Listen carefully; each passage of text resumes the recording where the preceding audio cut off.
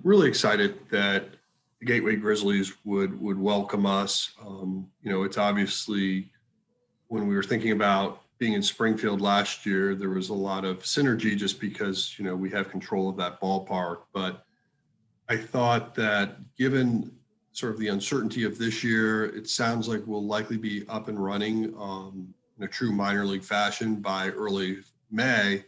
Just seemed logical that if we could get something closer, I think from a convenience standpoint for our players, it would make more sense. And then, hopefully if there does need to be some interaction with this group, we just have a lot more access. And so we're going to run it a lot like what you'd see like from a spring training standpoint, where we're going to try to do more like morning hours.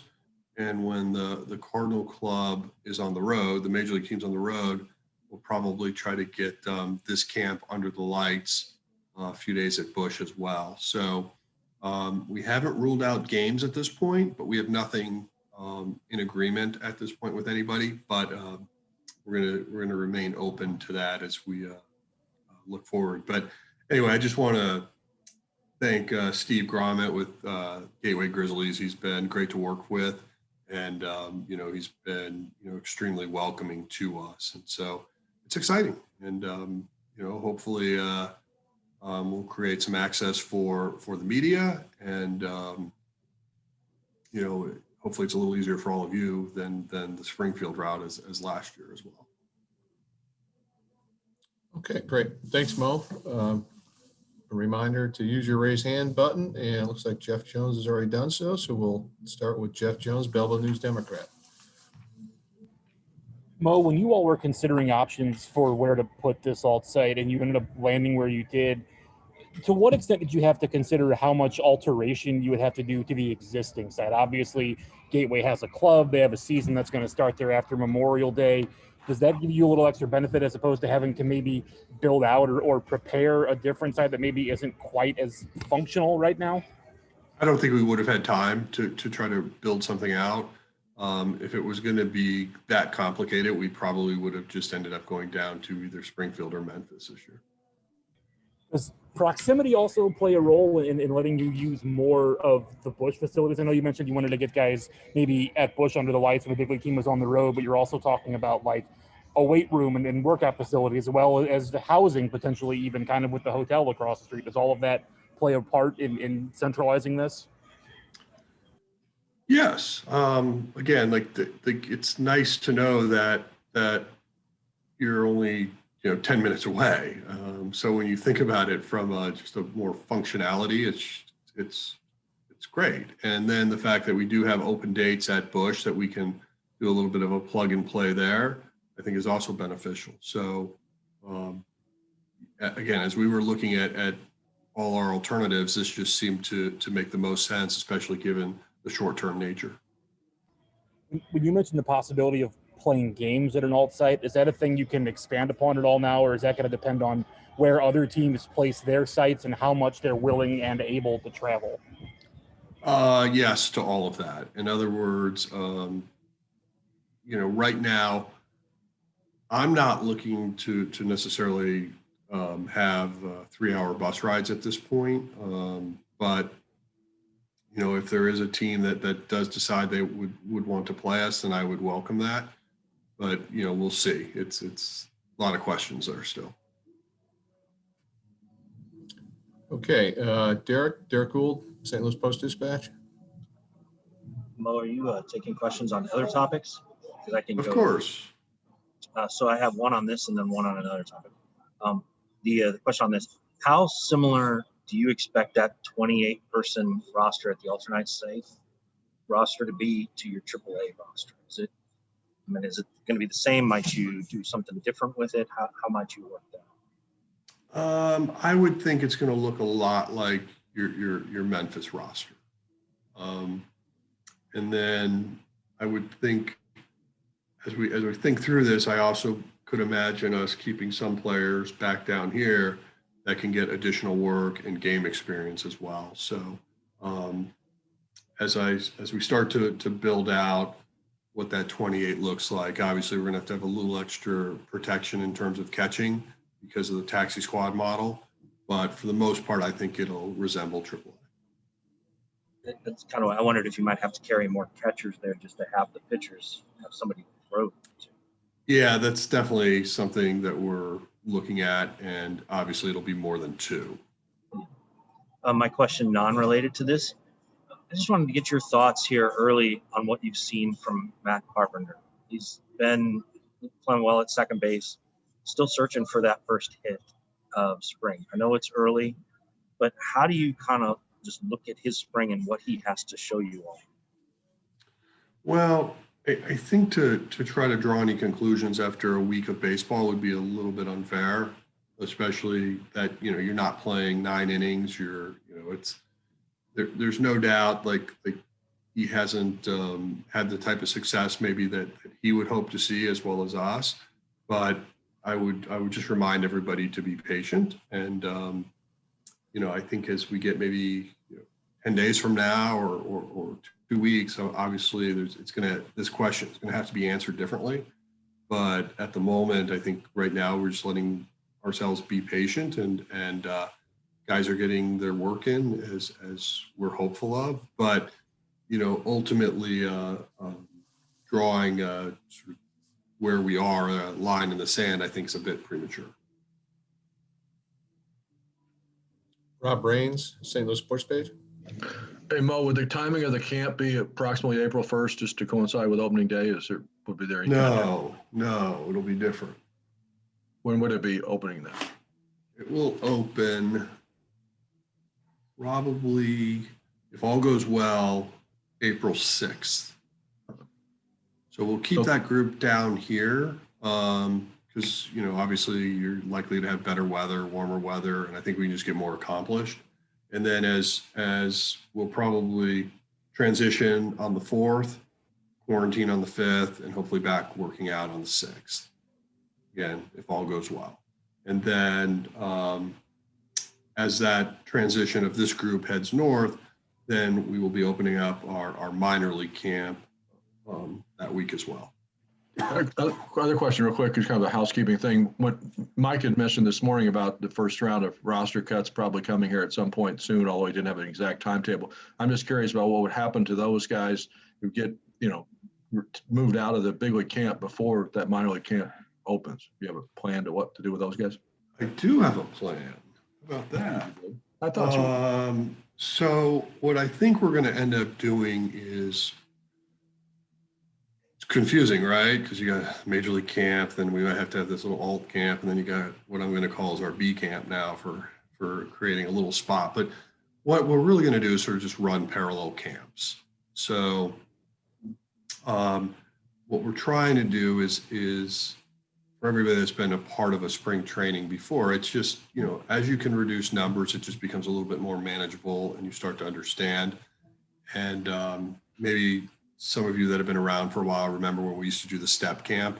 So in a lot of ways, our B camp here, as we start to reduce the major league camp, will basically kind of turn into a step camp version. And I think from a timing standpoint, they're going to be working similar hours, but because of the testing requirements that are still done, basically if you're part of the B camp, you'll show up roughly 2 hours after the major league report time, and that way we can still squeeze you in from a testing standpoint, and we can still also be able to provide food for you as well, and then work out in the backfields. Okay. Yes, sir. Thank you. Any further questions for Mo? Brian Walton? Mo, will these players in the B camp primarily scrimmage against one another, or is there a possibility that they might have a pickup games against Marlins or one of the other local area teams? Excellent question. I think the first week will be just sort of internal work, because the volume of players just won't be high enough to support a team. And then, but I am hopeful that as we get into maybe that second week time frame, that the Marlins would be an option. But we've not finalized anything on that end, though, Brian. Thank you. You're Ben welcome. Frederickson, St. Louis Post-Dispatch. Hey Mo, we've heard you guys talk about Alex Reyes and kind of the discussion about the innings and how his role could be used this year. Is that discussion at all kind of waiting to find out what you guys find out about Michaelis, and how are those two things related, if they are at all? Yeah, they're not. Regardless of the timing of Miles' situation, even if he were not able to break camp with us, I still think we could backfill. And most importantly, the reason you have to separate this is because, Alex just hasn't had a lot of volume. I think really we're going to, target a certain amount of innings for him over the course of this season, and how we achieve that is really could look like a lot of different ways, but ultimately I think we just want to make sure we protect him and position him so a year from now he will be in a position to compete for a starting job. But he's looked great, and imagining him as a starter isn't too hard, but it's just how much could you really get out of him if you put your foot on the gas from day one. I guess a logical follow-up to that, how much has just the chaos of last season factored into this season when it comes to projecting guys, handling injuries, maybe exercising a little more caution in certain areas? Have you been able to, I guess, how much do you see that coming up in the conversations about how to handle certain players? It comes up almost with every pitcher we discuss, because you think about last year's volume, and you're playing we played 61 games, and there's just to ramp up to where you're hoping to someone to get to 200, you just have to be very careful. So as we look at how we're thinking about our rotation, making sure that we do optimize those off days. I mean, it's going to be critical for us to be like a lot of teams, how we're thinking about pitching, and understand that we can't treat it as just a normal year given what last year was like. And so that's why having a unique set of pitchers on your team is helpful. And we do hope we have that type of pitcher that can wear multiple hats, because I think this year that's going to come into play often. Brendan Schaefer, KMOV. Mo, kind of to that point, do you think the element of, with some of the guys, like if they don't make the rotation, Gant or Ponce and players like that you talk about, is there an element that you might do some piggybacking and things of that nature throughout the season to try to keep everybody on a innings trajectory that you're looking for? I would not rule that out. I think there's a lot of different ways to protect, whether you're calling it like the traditional 5, or is it 5+1 or 5+2. But I do think that's something that we have to be like cognizant of. Look, we're all entering this season with no historical really grounds to like what's things going to look like. But the one thing you don't want to do is find out that you were too aggressive and then you end up with injuries. And so I think, I say this a lot, always trying to, be patient, be smart, but in this particular case, I don't think we have any other choice. Jeff Jones. Hey, Mo, just briefly on a thing that you mentioned to Ben, if there is an innings target for Alex this season, what is it?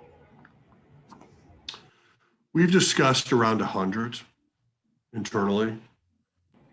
To that effect, then, does that place him in a role where maybe in a post-All-Star break setting, assuming things are going well, roughly in that time frame, that's when you'd be looking at a transition? Or how do you ideally parcel those innings out? Well, that's really what we've been internally discussing, whether that means 2 inning appearances. How do you best optimize someone that may look about as well as anybody in this camp? So he's throwing the ball extremely well, and that's something we're going to have to work through.